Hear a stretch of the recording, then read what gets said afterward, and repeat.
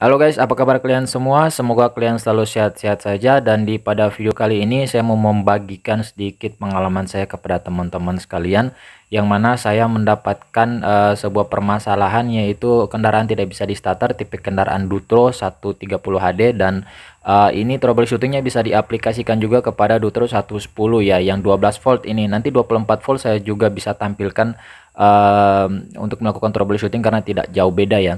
Jadi teman-teman sekalian, ini saya mendapatkan masalah yang mana arus listrik tidak sampai ke motor starter.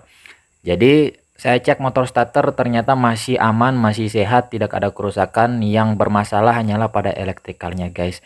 Jadi pada video kali ini juga saya akan menampilkan sedikit wiring diagram kepada teman-teman sekalian, biar teman-teman bisa paham dari mana sih flow-nya, dari mana sih alurnya arus listrik itu, sehingga bisa sampai ke solenoid atau bisa sampai kepada motor starter ya. Oke, langsung saja guys, kita pada troubleshootingnya. Yang pertama teman-teman lakukan adalah teman-teman harus bisa memastikan terlebih dahulu baterai atau aki memang masih kuat atau tegangannya itu masih kuat ya. Sehingga kita bisa memastikan dari sumbernya ternyata arus listriknya kuat, tapi ternyata arus listriknya itu tidak sampai ke motor starter ya. Jadi kita harus memastikan terlebih dahulu baterainya. Jadi guys, pada baterai itu kan harusnya standarnya untuk satu aki kan 12 volt ya. Jadi kalau misalkan turun daripada 12 volt itu bisa jadi baterainya lemah. Nah, apabila ketika teman-teman melakukan pengukuran menggunakan avometer atau multimeter ternyata masih 12 volt, itu berarti aki atau baterainya itu masih kuat, oke? Kemudian yang harus teman-teman lakukan adalah melakukan pemeriksaan terminal-terminalnya. Mungkin saja pada terminalnya ada karat-karat atau mungkin ada kabel yang terlepas, mungkin yang ke fuse box dan lain-lain. Jadi pastikan bahwa semua kabel, semua terminal terpasang dengan baik dan bersih. Oke. Kalau memang teman-teman tidak mempunyai alat ukur multimeter ya atau avometer, teman-teman bisa dengan cara menempelkan kunci kepada kedua terminal, tapi memang ini tidak direkomendasikan. Namun apabila teman-teman kerjanya di hutan yang memang tidak ada alat ukur, silakan teman-teman mencobanya dengan menggunakan kunci menempelkan pada kedua terminal plus dan main. Apabila ternyata percikannya kuat, berarti bisa divonis atau bisa kita pastikan bahwa ternyata akinya masih kuat ya. Teman-teman juga bisa melihat air akinya juga. Dari bagian luar itu kan ada level ya, min sama max. Apabila masih di tengah-tengah itu tidak masalah. Ketika teman-teman sudah bisa memastikan baterainya itu masih bagus, teman-teman pindah ke pemeriksaan atau pengecekan yang lainnya. Pengecekan selanjutnya yang harus teman-teman lakukan adalah teman-teman harus memeriksa fuse atau sekren. Nah, di sini yang akan saya perlihatkan adalah kita melakukan pengecekan fuse pada kendaraan yang produksi 2010 ke atas ya. Jadi harus melakukan pemeriksaan pada dua sekren. Yang pertama, teman-teman harus melakukan pemeriksaan sekren 40 ampere starter ya. Jadi sekren yang paling besar pada fuse box itu yang 40 ampere starter. Warnanya hijau guys, penutupnya bening. Jadi lokasi fuse atau sekren ini ada pada fuse box. Fuse box letaknya di sebelah kiri bawah dashboard di dalam kabin ya. Jadi pas buka pintu sebelah kiri teman-teman langsung tunduk. Nah di bawah situ ada fuse boxnya. Langsung teman-teman cek yang fuse atau sekren 40 ampere starter yang ini ya. Cara pemeriksaannya yaitu teman-teman harus memeriksa apakah fuse 40 ampere starter ini putus atau tidak ya. Jadi kalau misalkan tidak putus, nextnya teman-teman harus memeriksa apakah arus listrik memang benar-benar ada di situ atau memang benar-benar mengalir ke situ dari aki ya.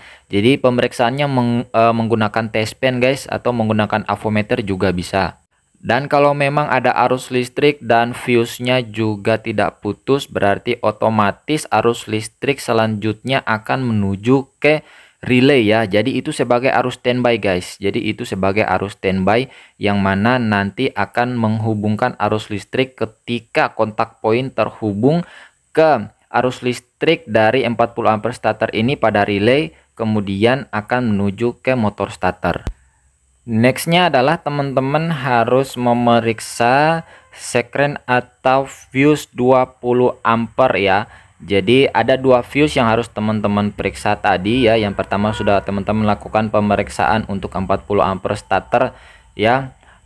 Fuse-nya yang berwarna itu yang berwarna hijau ya, tutupnya bening. Oke, semuanya diperiksa dengan baik, ternyata itu tidak putus ya, arus listriknya juga ada, namun kendaraan masih tidak menyala. Teman-teman lakukan pemeriksaan kepada sekren atau fuse 20 ampere main ya, yang ini guys. Pemeriksaannya sama dengan yang fuse atau sekren 40 ampere starter tadi ya. Jadi teman-teman harus memeriksa apakah sekren atau fuse ini putus atau arus listrik tidak mengalir ke fuse atau sekren itu. Jadi kalau misalkan teman-teman memeriksa ternyata fuse-nya masih bagus dan juga arus listriknya ada standby, dan ketika kita pasang fuse atau sekren ternyata arus listriknya juga mengalir dengan baik ke output dari fuse 20 ampere ini, maka bisa dipastikan kita bisa memeriksa ke komponen yang lainnya. Karena apa? Karena memang tidak bermasalah untuk fuse, kedua fuse ini ya, yang 40 ampere sama 20 ampere. Nextnya teman-teman, apabila belum menemukan masalahnya, lakukan pemeriksaan atau pengecekan lanjut kepada relaynya guys. Relaynya yang ini ya guys ya. Pada relay ini bisa kita cek sama-sama bahwa di situ ada angka 3, 1, 2, dan 5. Kita bilang terminal saja ya guys ya. Jadi terminal nomor 3 ini adalah terminal yang merupakan arus standby ya.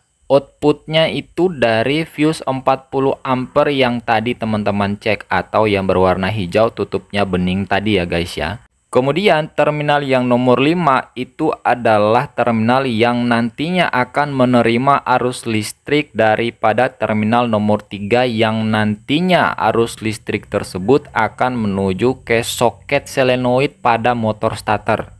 Dan terminal nomor 1 guys itu adalah terminal yang outputnya itu dari kunci kontak guys, kunci kontak. Dan terminal nomor 2 itu kemasa ya, kemasa. Bagaimana sih guys sehingga arus listrik itu bisa diteruskan ke solenoid atau ke motor starter? Kan awalnya belum terhubung atau kontak poinnya belum terhubung atau masih terputus ya. Nah, kontak poin bisa terhubung apabila ada arus listrik yang mengalir ke terminal nomor 1 guys. Nah, karena di relay itu kan ada gulungan atau ada kumparan ya. Jadi akan terjadi medan magnet di situ, dan kontak poin terminal nomor 5 akan terhubung ke terminal nomor 3, yang nantinya secara otomatis arus listriknya itu akan menuju ke solenoid motor starter. Nah, apabila permasalahannya ada pada relay, maka yang terjadi di sini adalah yang pertama, arus listrik tidak mengalir ke terminal nomor 1 sehingga di situ tidak terjadi medan magnet ya. Sehingga bisa kita pastikan bahwa arus listrik sebelum terminal nomor 1 ada yang bermasalah. Sedangkan teman-teman tadi sudah mengecek fuse atau sekren 40 ampere starter dan 20 ampere main ya, sehingga dengan demikian bisa dipastikan bahwa arus listriknya memang akan menuju ke relay sini ya guys ya. Dan kita bisa memastikan dengan cara kita melakukan pengukuran menggunakan test pen atau multimeter saja ya, atau avometer. Paling bagus sih kita menggunakan yang test pen karena bisa lebih cepat ya. Yang pertama teman-teman harus mengecek arus standby pada terminal nomor 3. Kalau misalkan terminal nomor 3 ada arus yang standby, oke, kita lanjut ke pemeriksaan terminal nomor 1. Ya, jadi terminal nomor 1 di sini itu warna kabelnya BR, tulisannya yaitu black, strip merah ya, hitam strip merah. Ya, jadi teman-teman bisa pastikan ketika teman-teman memutar kunci kontak atau melakukan start, harusnya di situ ada arus listrik. Dan kalau memang ternyata di situ ada arus listrik tetapi arus listriknya tidak sampai kepada motor starter ya, maka bisa dipastikan relaynya yang rusak. Mengapa? Karena terjadi putus pada gulungannya sehingga relay itu tidak bisa membangkitkan medan magnet.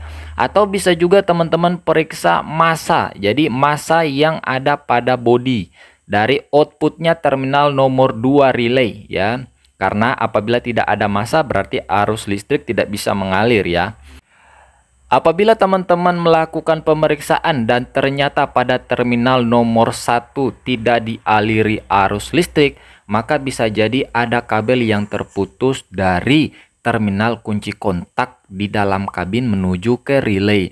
Dan teman-teman sekalian, apabila teman-teman mendapatkan masalah demikian, harusnya teman-teman melakukan pemeriksaan menggunakan multimeter atau avometer, yaitu teman-teman akan mengecek hubungan. Apabila ujung kabel dan ujung kabel output daripada kunci kontak ke input daripada terminal nomor 1 di relay tidak ada hubungan, berarti kemungkinan kabelnya putus ya. Karena cara kerjanya adalah ketika arus listrik dialiri ke terminal nomor 1 relay dan terhubung ke massa body, berarti otomatis apabila relaynya masih berfungsi dengan baik, maka kontak point akan terhubung antara terminal nomor 3 dan terminal nomor 5, sehingga motor starter akan mendapatkan arus listrik ya, dan motor starternya bisa bunyi atau bisa bergerak memutar engine ya guys. Jadi guys, ada salah satu cara juga yang mana kita bisa melakukan pengetesan langsung relay, yaitu kita menggunakan sebuah kabel ya yang panjangnya mungkin sejengkal, kita sambungkan dari arus ya, kita cari di mana kabel yang bisa kita ambil arusnya dan kita sambungkan langsung ke terminal nomor 1 pada relay ya. Apabila di situ terdapat arus listrik dan relaynya masih baik, berarti akan terjadi kebangkitan medan magnet dan arus listrik itu bisa terhubung dari terminal 3 ke terminal 5 dan motor starternya bisa bunyi. Nah, itu adalah cara kita mengetes secara langsung ya, mengambil arus listrik dari sekren mungkin dan kita langsung jumperkan ke terminal nomor 1 yang warna kabelnya itu hitam strip merah ya, black red. Oke guys, itu yang bisa saya bagikan kepada kalian semua ya. Memang tidak terlalu begitu lengkap seperti yang teman-teman harapkan, tapi setidaknya ini bisa menggambarkan sedikit untuk membantu teman-teman dalam melakukan troubleshooting. Demikian yang bisa saya bagikan guys, semoga ini bisa bermanfaat kepada kalian semua. Apabila kalian suka dengan video saya, silakan teman-teman like dan teman-teman subscribe untuk terus mengikuti video tutorial bagaimana saya menjelaskan troubleshooting penyelesaian masalah kendaraan teman-teman semua. Terima kasih guys dan sampai jumpa di video selanjutnya.